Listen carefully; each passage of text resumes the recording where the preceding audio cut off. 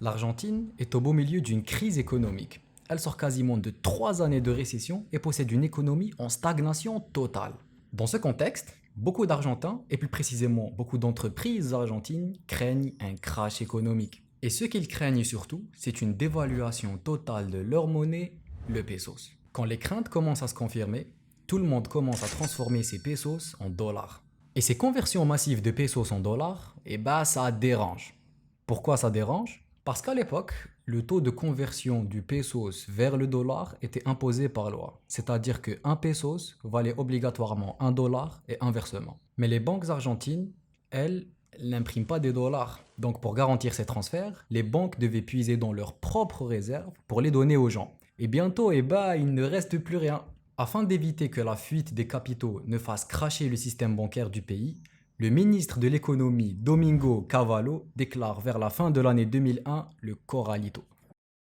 Que adoptar una medida transitoria de limitación a la extracción de dinero en efectivo. Ce sont des mesures instaurées à partir du 19 décembre 2001 et en bref, ça disait juste vous ne pouvez plus retirer par semaine que la petite somme de 250 pesos, soit du coup 250 dollars. Maintenant, imagine t'es un simple Argentin, tu vas à la banque, tu leur dis j'ai envie de retirer mon argent et le banquier te dit Wallah, tu vas rien faire mon pote. Désormais, tu vas devoir vivre sous budget. En quelques jours, tout s'effondre. Des émeutes éclatent, des familles perdent tout, des magasins ferment et les suicides se multiplient. L'histoire évolue, le peuple tourne la page, mais une idée reste encore ancrée comme une bonne leçon pour les Argentins et les populations du monde entier. Dans un système centralisé, ce n'est pas toi qui contrôle ton argent. C'est une institution, une signature, un décret, appelez ça comme vous voulez. Mais c'est surtout pas toi. Et le plus terrible dans cette histoire, c'est que des crises affolantes comme celle-ci, il y en a plein. La saisie bancaire de Chypre 2013, l'épargne figée de Liban 2019, l'hyperinflation du Zimbabwe 2008 et la star du classement, le crash immobilier des États-Unis 2008. Mais du coup, et s'il existait une monnaie décentralisée qui n'est pas contrôlée par une institution et qui mérite la confiance? C'est dans ce contexte que Satoshi Nakamoto, l'un des personnages les plus emblématiques d'Internet, commence à cook des hadgets depuis son laboratoire et le 31 octobre 2008, il drop les travaux de recherche les plus révolutionnaires que l'humanité verra probablement dans la décennie. Une white paper intitulée Bitcoin, a peer-to-peer electronic cash system. Une monnaie virtuelle, décentralisée, reposant sur une structure de données relativement digne de confiance appelée la blockchain. Mais du coup, c'est quoi la blockchain? Comment ça marche? Est-ce que c'est vraiment fiable? C'est les questions auxquelles nous allons essayer de répondre aujourd'hui, en rentrant bien sûr dans toutes les technicités que vous voulez. Alors, une blockchain, c'est une technologie de stockage et de transmission d'informations sans autorité centrale. Elle a été mise au point pour le système Bitcoin, puis élargie à d'autres usages par la suite. Il faut savoir que l'utilisation des blocs pour sécuriser des données a longtemps été étudiée par les chercheurs. Mais la réelle utilisation de la blockchain s'est faite en 2008 après la publication de Satoshi Nakamoto. L'idée basique, c'est que nous avons un marché avec plein de personnes faisant des transactions. Ces transactions sont stockées dans un registre, ou bien ledger, qui lui est décentralisé. La composante basique de la blockchain, c'est le bloc. Un bloc est une unité de stockage d'informations qui peut stocker par exemple une chaîne de caractères disant Sopian a envoyé un bitcoin à Dexter DeShawn.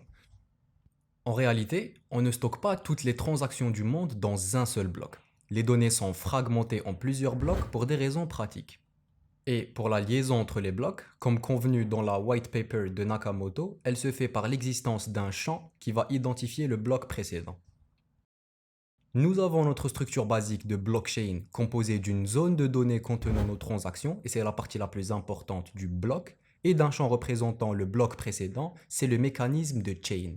Maintenant, comment faire pour garantir la sécurité de ce bloc sans entité centralisée? Alors, la base d'un système distribué comme la blockchain, c'est l'existence de plusieurs nœuds.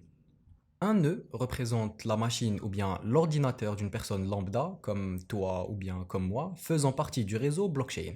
Les nœuds doivent être synchronisés les uns aux autres pour garder tous la même version du ledger en même temps.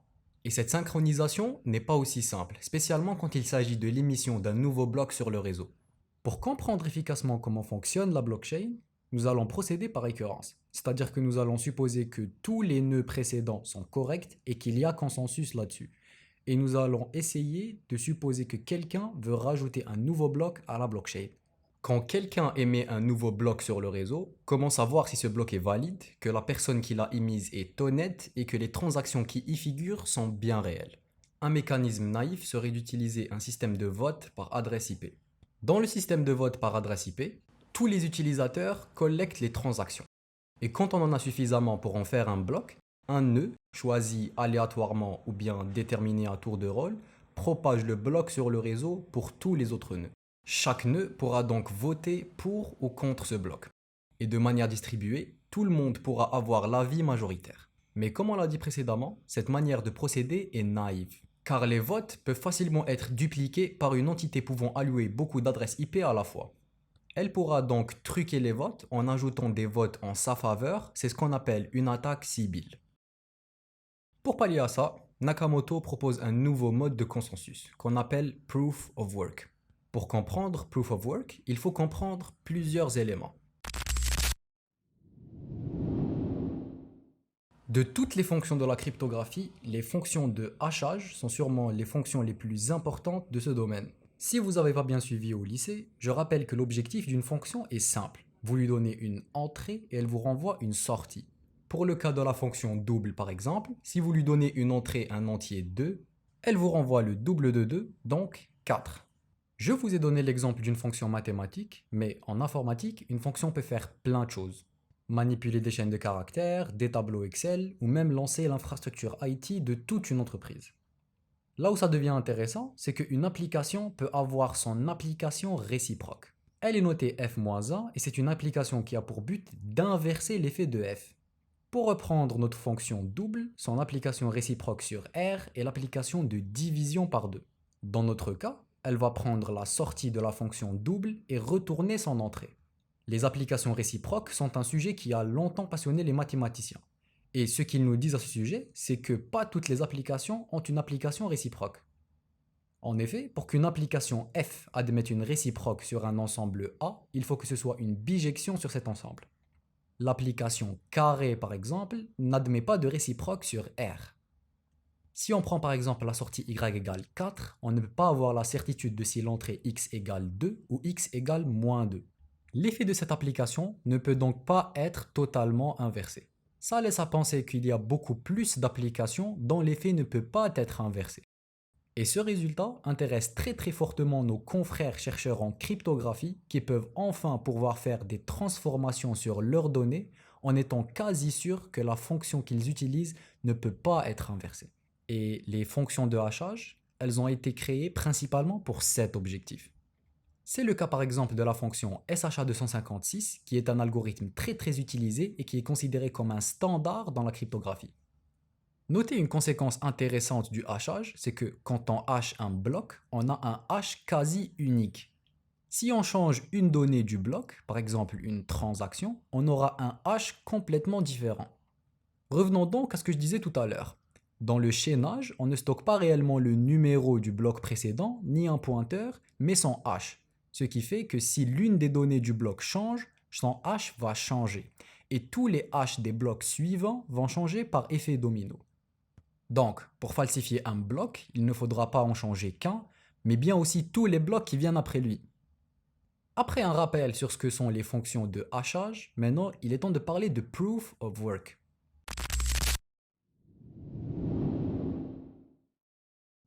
Alors, pour en revenir à nos blocs, dont je rappelle, on ne sait toujours pas comment est-ce que nos nœuds peuvent arriver à un consensus, Proof of Work repose entièrement sur le mécanisme de hachage du bloc. Supposons qu'il existe un nouveau champ dans le bloc, le champ nonce. Le champ nonce fait désormais entièrement partie du bloc. De ce fait, si on le change, le hash du bloc change aussi. On peut donc jouer avec le nonce pour trouver plusieurs combinaisons de hash. On peut par exemple s'amuser à faire varier le nonce pour trouver celui qui satisfait que le premier caractère du hash soit un 0. Trouver le hash du bloc, c'est relativement facile. trouver le nonce qui satisfait que le hash commence par 0, c'est déjà un peu plus compliqué. Et bien sûr, trouver le nonce qui satisfait que le hash commence par 2 zéros au lieu d'un seul, c'est encore plus compliqué. Et c'est justement sur ce mécanisme que nous allons nous baser. Avant de propager le bloc, cette fois, au lieu d'utiliser un vote par adresse IP, on donne un travail à nos nœuds. Le travail consiste à trouver le nonce qui satisfait que le hash de ce bloc contient 3 zéros au début. Le premier nœud qui trouve ce nonce a le droit de propager le bloc et de plus, il gagne 1 bitcoin pour son travail acharné. La valeur du nonce sert de preuve facilement vérifiable que le nœud a bien réussi le travail. D'où le nom Proof of Work. C'est un travail dur à faire mais simple à vérifier. Donc, dans la blockchain, celui qui a le droit de propager le bloc, c'est celui qui trouve le nonce en premier. Celui qui trouve le nonce en premier, c'est celui qui calcule le plus vite. Et celui qui calcule le plus vite, c'est souvent celui qui possède la plus grande puissance de calcul. Et selon Satoshi Nakamoto, la blockchain est fiable tant que la majeure partie de la puissance de calcul est définie par des nœuds honnêtes. Donc, de manière distribuée, le nœud qui trouve le bon nonce en premier pourra propager le bloc aux autres. Les autres nœuds pourront vérifier que oui, ce nonce satisfait la condition, puis ils vont vérifier que les transactions à l'intérieur du bloc sont correctes. Si tout est bon, ils vont vite l'accepter et commencer à miner le bloc suivant en espérant être le prochain à empocher le bitcoin. Si un attaquant essaye de miner un bloc avec de fausses données et à le propager sur le réseau, sa chaîne de blocs va vite se faire dépasser par la vraie chaîne, puisqu'elle a beaucoup plus de puissance de calcul allouée. Tous les nœuds sont programmés pour rester sur la chaîne la plus longue. De ce fait, la fausse chaîne perdra toute crédibilité. On arrive donc à l'une des suppositions élémentaires du réseau blockchain, c'est que la majorité de la puissance de calcul est détenue par des nœuds honnêtes. Nakamoto dit dans ce contexte, la décision majoritaire est représentée par la chaîne la plus longue, qui a la plus grande preuve de travail investie. Si une majorité de la puissance CPU est contrôlée par des nœuds honnêtes, la chaîne honnête grandira la plus vite et dépassera toutes les autres chaînes en compétition. Pour modifier un bloc passé, un attaquant aurait à refaire la preuve de travail du bloc et de tous les blocs après lui, et à ce moment-là, rattraper et surpasser le travail des nœuds honnêtes. Donc, tant que la majorité décrite par 51% des nœuds est honnête, tout va bien dans le meilleur des mondes. Est-ce qu'il était fou de penser ça? Eh bah, pas tant que ça. Parce qu'un utilisateur mal intentionné peut facilement créer artificiellement de faux votes. Mais il ne peut pas créer de la fausse puissance de calcul, car elle coûte de l'électricité et du matériel qui, eux, sont bien réels. Nos nœuds deviennent donc des mineurs répondant la vérité sur le réseau dans la quête d'avoir le bitcoin de commission. D'ailleurs, je vous ai dit tout à l'heure arbitrairement que le hash de ce bloc contient 3 zéros au début, ce qui n'est pas totalement vrai. En fait, la complexité change progressivement. Si les blocs sont minés trop rapidement, la complexité du hash augmente en requérant plus de zéros au début du hash. Si les blocs sont minés trop lentement, la complexité du hash diminue en requérant moins de zéros au début du hash. L'objectif à travers ça, c'est de maintenir le rythme de création d'un bloc à un bloc toutes les 10 minutes. Ok, la structure de données est safe. Mais ça n'explique pas pourquoi la valeur du Bitcoin augmente depuis plus de 10 ans.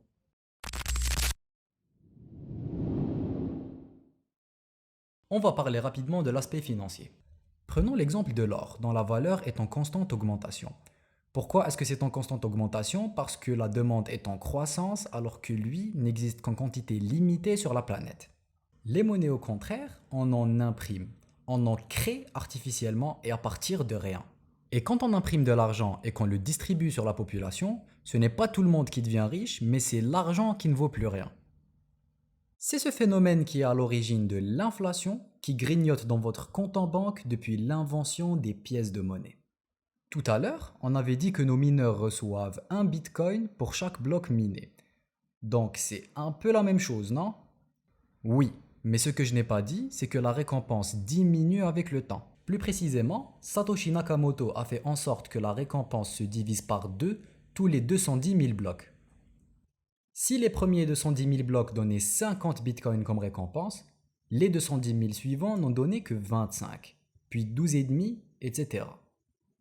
Si on se devait de calculer le nombre total de bitcoins qui va être généré par le processus de minage, c'est donc une somme infinie. Le nombre de départ se divise par 2 tous les 210 000 blocs. Et mathématiquement, ça donne ça. Et si vous avez suivi en analyse, vous savez que cette série converge. Ça veut dire qu'il y a un nombre fixe de bitcoins qui peuvent être minés au total. Et ce nombre est exactement de 21 millions de bitcoins. Et de la même manière que l'or, s'il y en a en quantité limitée et que la demande augmente, la valeur de l'actif va augmenter systématiquement.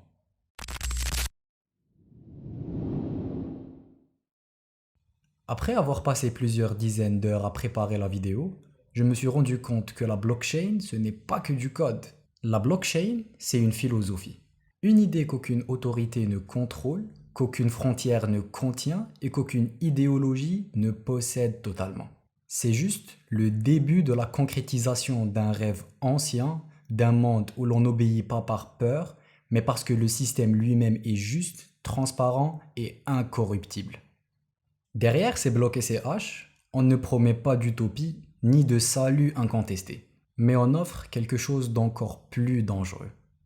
Et c'est la possibilité de choisir, enfin, à qui ou à quoi nous donnons notre confiance.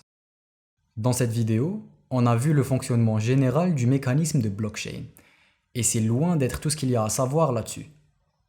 Si le domaine de la blockchain vous intéresse, je vous invite fortement à désinstaller League of Legends et à aller en apprendre plus là-dessus. J'espère en tout cas que vous avez kiffé la vidéo autant que j'ai aimé la faire. Vous avez sûrement dû remarquer que le compteur de la vidéo avance à grands pas vers la fin. Et c'est le moment de vous dire, mesdames et messieurs, c'était un honneur de vous retrouver. Peut-être à une prochaine fois. Salam.